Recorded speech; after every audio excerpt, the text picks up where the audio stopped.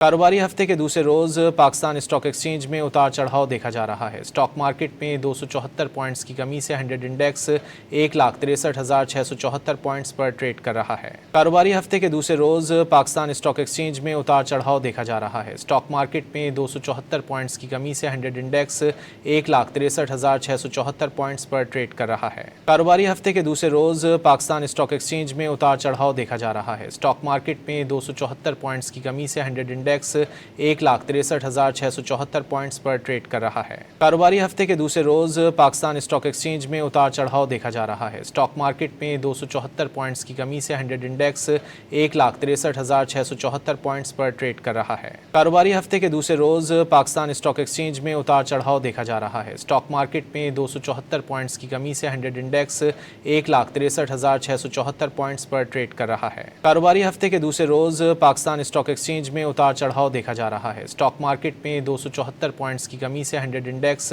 1,63,674 points पर trade कर रहा है।